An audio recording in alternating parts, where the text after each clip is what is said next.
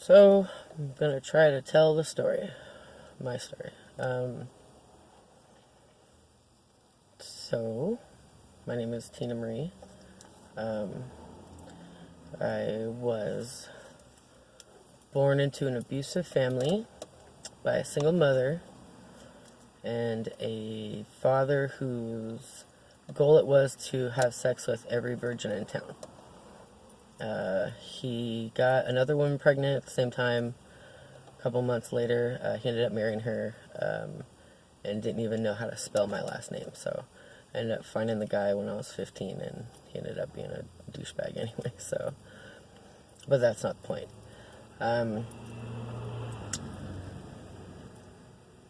In the 70s, you still were not allowed to have children out of wedlock. And you were deemed undesirable. Not only the mother, but the child as well. So, we already came from a pretty shit family. My uncles were into drugs, and they went to prison for shooting at a cop or something. So, and Grandma used to smuggle drugs into the prison for them. So yeah, that's the kind of family I come from. So when I was 4, my mom left me with a guy who made me do some pretty awful things to him.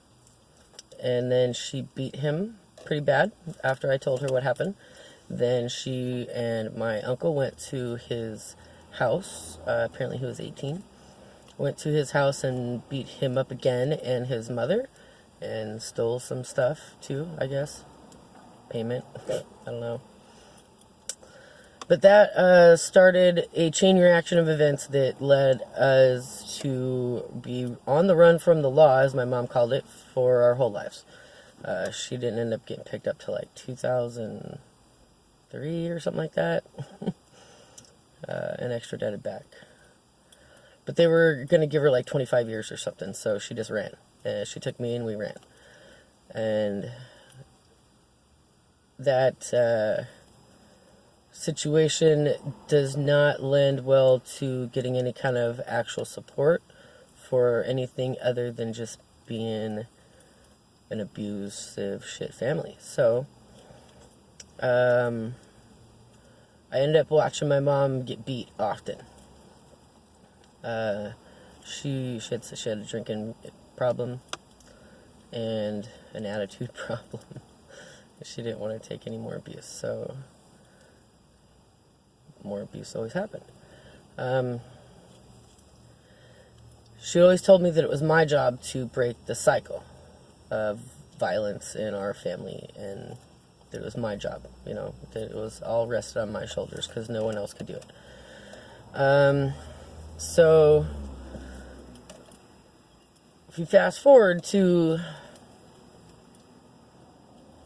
way later in life, I screwed up a couple times. I got in a fight with an ex-boyfriend. A couple of fights where we both ended up going to jail, and then I decided then that my parents were right, and that you don't call the cops unless you really need them. So I decided I would never call the cops again until I really needed to. So, and that worked out for a really long time. After many years of teenage debauchery and young adult fuckery, I was very promiscuous and really loud and crass and mouthy. But when I was 18, I met the guy of my dreams. After I'd already had a child and been through the ringer a little bit. Not really as bad as I thought. I met a guy who I would adore for years and years and years.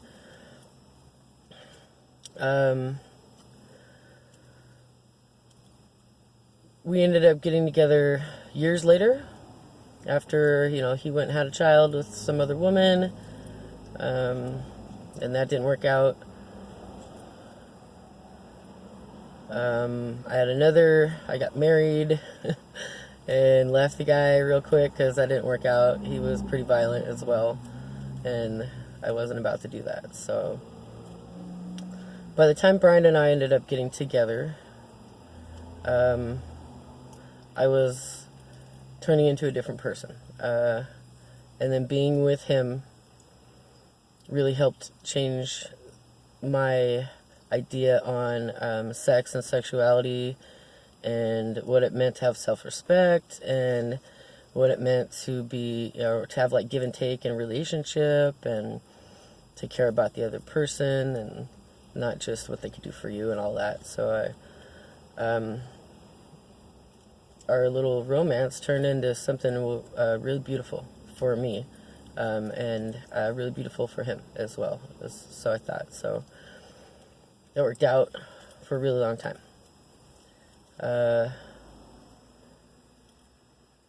After we were married, I poured myself into our relationship and our family and his career, and trying to be an even better person. He's now working in law enforcement, of all places, for his local tribe, like for the tribe he belongs to. He's enrolled in, the tribe that my children are enrolled in. And his idea was to change it from the inside. He was always pretty anti-police, and we were both pretty anti-establishment, and but we talked about it extensively, about how he would have this career in a way that would reflect both of our values, and our values as a family, and our values as former outlaws. Trying to be in harmony with the world and not just in discord with the world. So I did my best, and I loved it. I loved being married. I loved having children.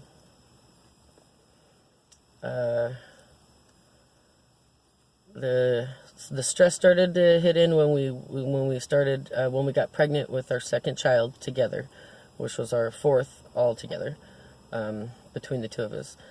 And we knew that we had to go and buy a house now because we needed a bigger place, and so the stress just started piling on top, more so than usual. It was during this time too that he got a promotion to supervisor, and sergeant. So technically he was just a corrections officer and a dispatcher for this tiny little tribal entity. But he was also in charge of some officers, and it was a really strange position that he was in. But the stress of that job really got to him, and it got to me as well. And what was just your typical Scorpio jealousy, insecurity stuff turned into full-blown abuse. What started out as just some head games and light emotional abuse became physical abuse and sexual abuse, and then stalking and a bunch of other stuff.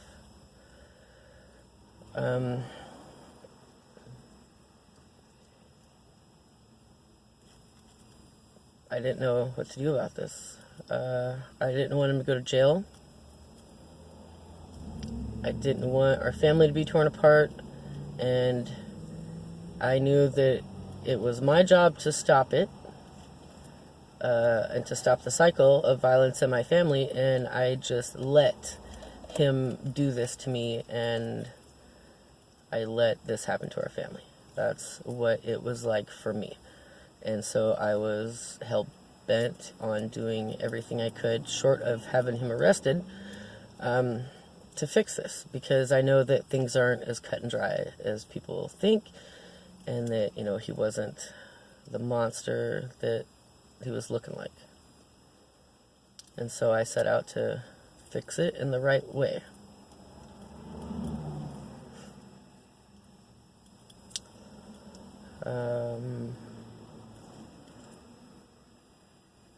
That was a mistake.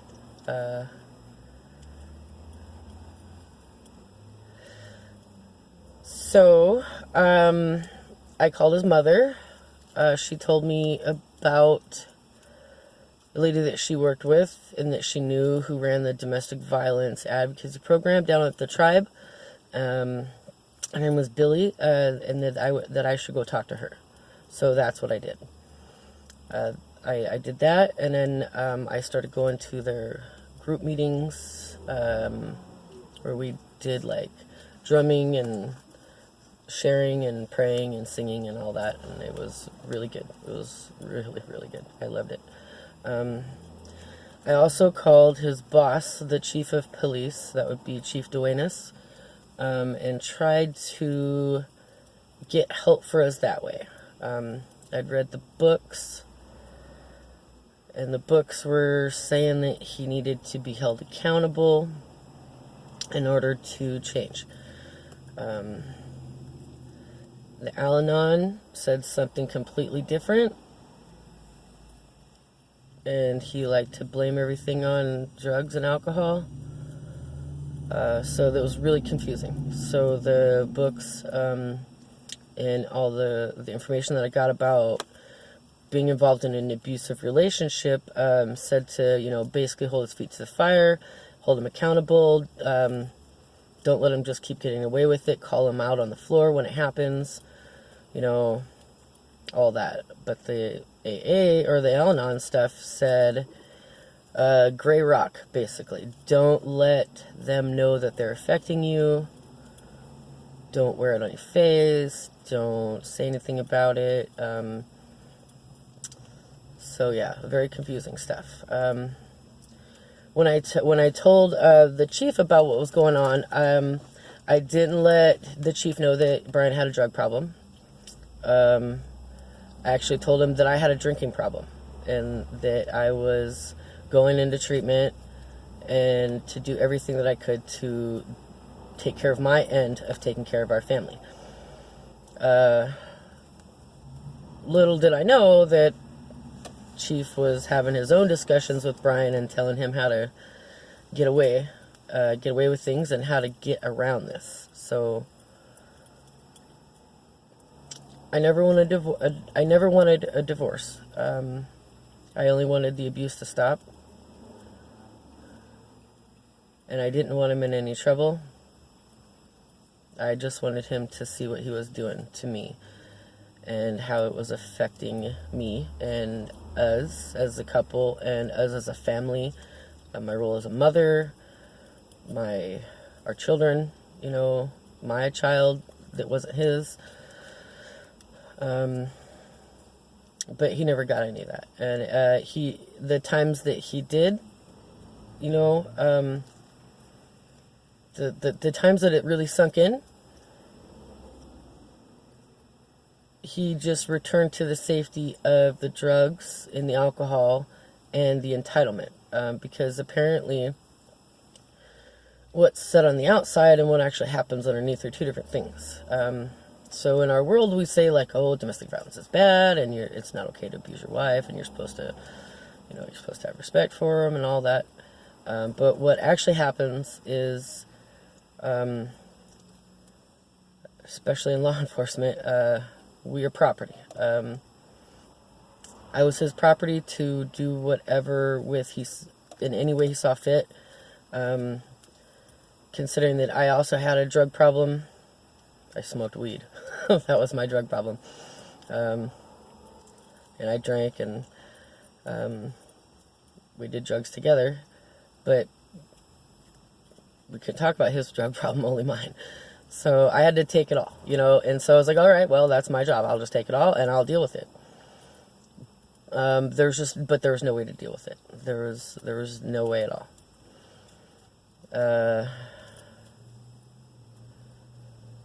I started working at the domestic violence advocacy program at the shelter. And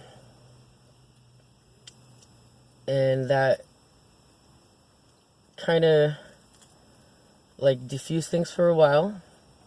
I poured myself into my work. learned as much as I could about domestic violence, and I learned more than I ever wanted to know. I learned a lot. I learned how the parallels between DV and sexual abuse and human trafficking, and how it's all connected. I also learned that when you're a woman and you speak up about the abuse that you're dealing with at home against a person in power, you become a target for hate. And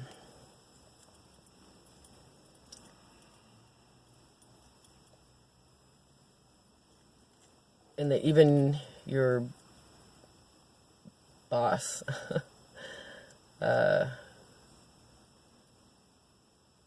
would rather throw you under the bus than to help.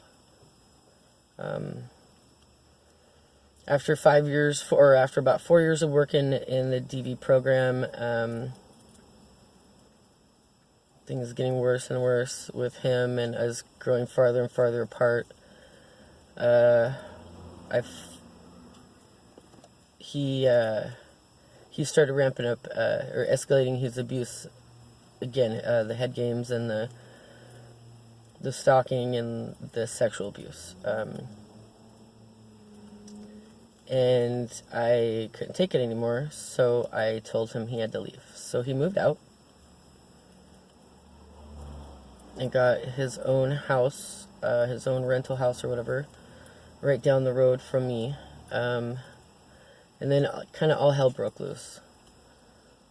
I was being followed around by people. I was having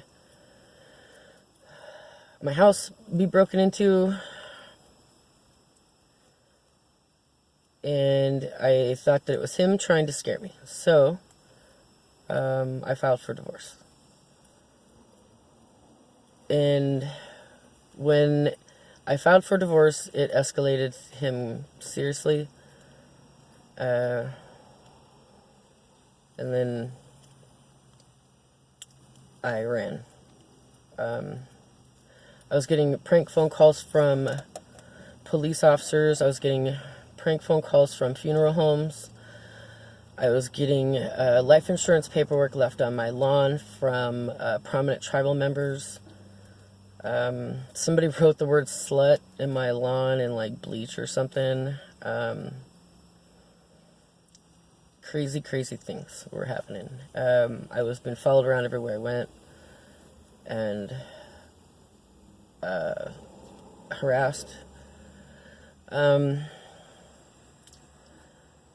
I didn't know really what to do after that. I tried to ask everyone for help, but no one could help. So my boss basically told me that it is what it is, and this is just the way it is.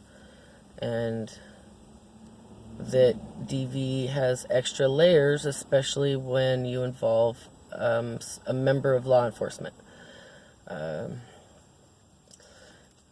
Things I wish I'd known before, you know. So apparently, it's in all the men's best interest for none of them to get in trouble.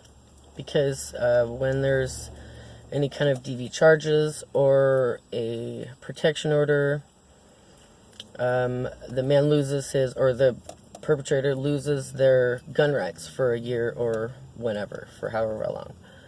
Until the PO is over, until the charges are dropped, whatever. Or other things are met, other criteria is met, I don't know.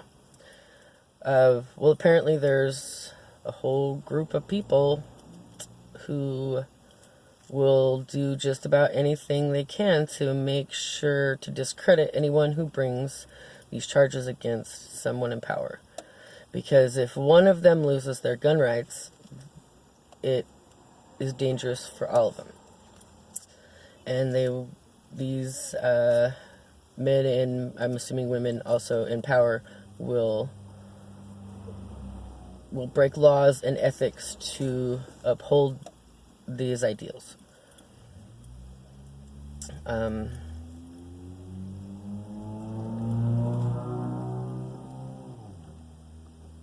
I had extensive interviews with Detective Timothy from the DB department, from the Tacoma Police Department, and he would also tell me things like it is what it is,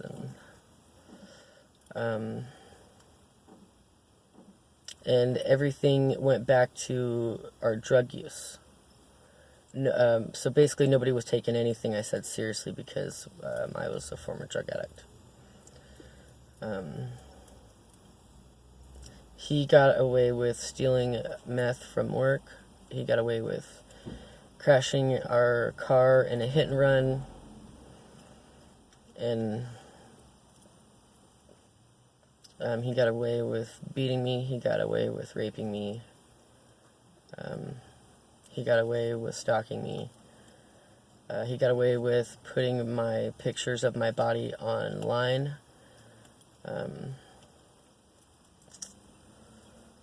And then, little by little, everyone in my support system started to drop off. So I basically went crazy for a second there, and I bought into all the lies. And the lies that I was being told were that that my kids were going to pay now because of what I had done. Because I had, brought a stain upon the tribe, upon law enforcement, upon my family, all these things, because I spoke up.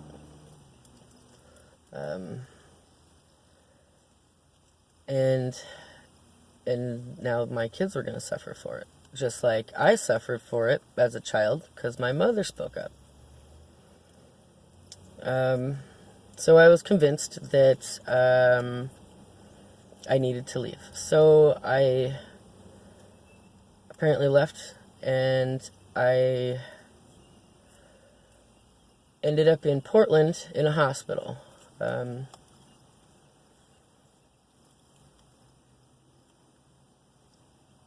Without anybody telling me why, like what happened, and like how did I end up here?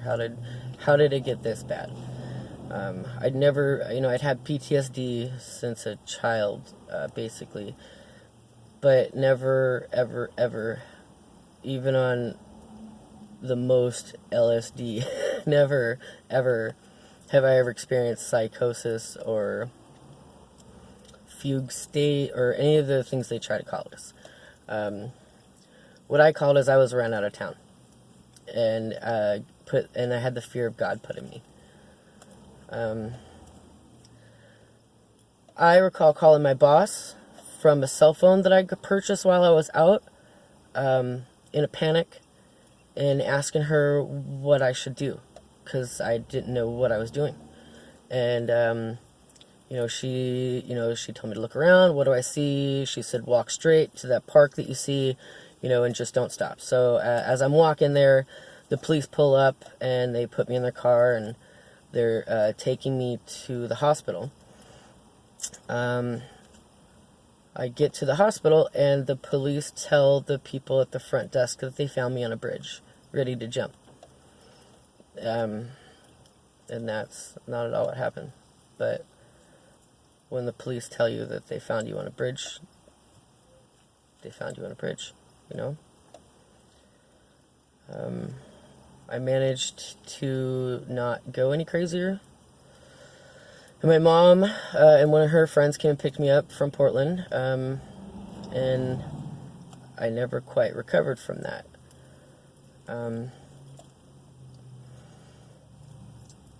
I was heavily medicated, and nobody really would tell me what was going on, other than, you just got stressed. That's all they would say. Stress does that to people.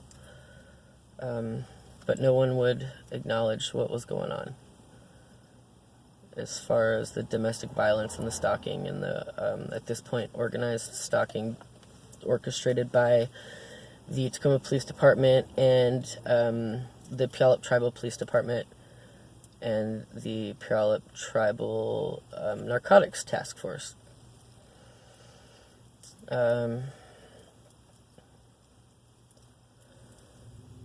So I came back.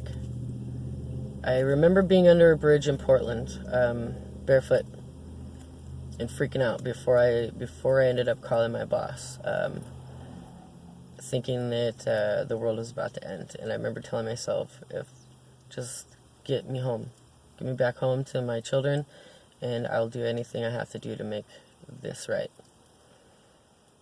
And I did. I took all the meds they gave me. I quit talking about anything. I quit bringing him up. I tried to keep my head down. I even got my job back.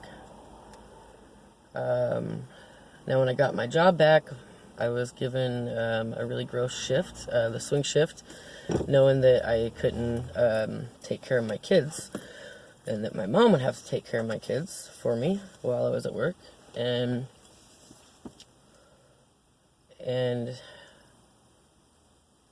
my boss was totally different. She was no longer my friend and my ally. She was at complete odds with me and trying to get me in trouble any way she could.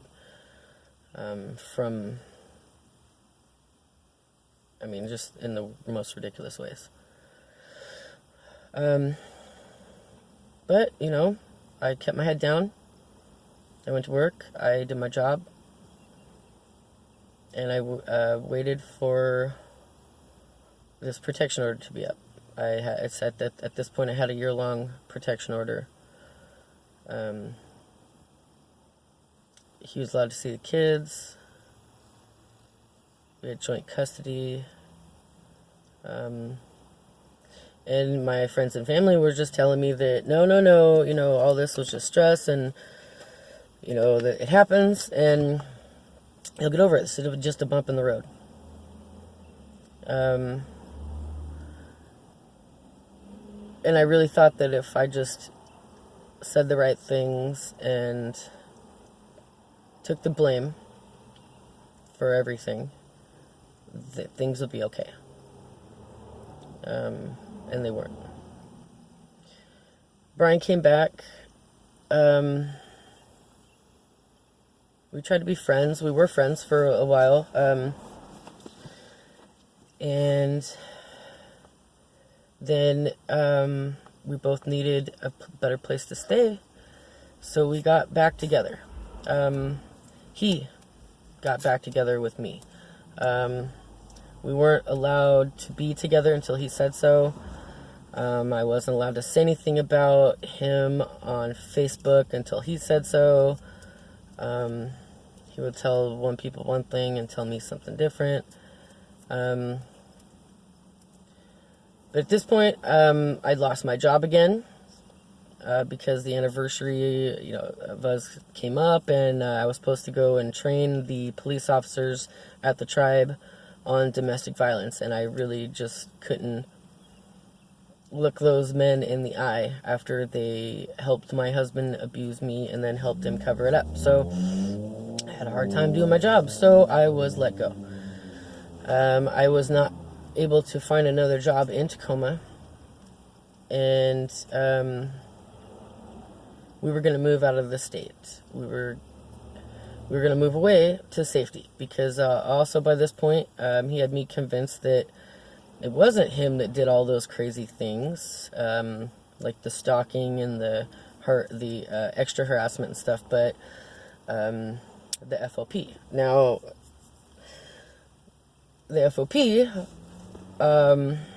ended up giving me more prank phone calls later and stuff, but anyway, so he had me believing that they were after both of us, not just me. So I had to do what I could to keep us all safe. So,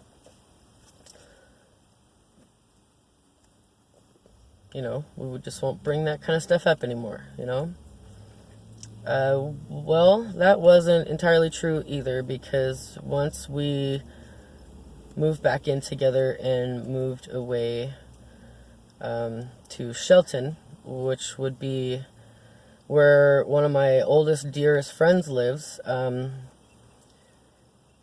really thought that it would be okay. Like, I thought that we would find a way to move forward, and in this whacked out situation and take care of our little kids, you know. That's not what happened. He started his old stuff again, and not only that, but now no one was on my side anymore because I went back. So now he was free to escalate his abuse, and I wasn't allowed to say anything about it. Anytime I tried to bring it up, I was told that I was putting other people in danger. I spent most of my time in bed crying.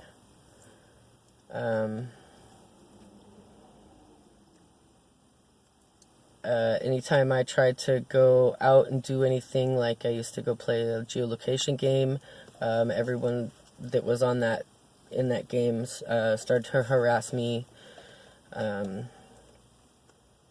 People nearby would always give me dirty looks. I mean, no matter what, I was just like, I was under this constant bombardment of bullshit.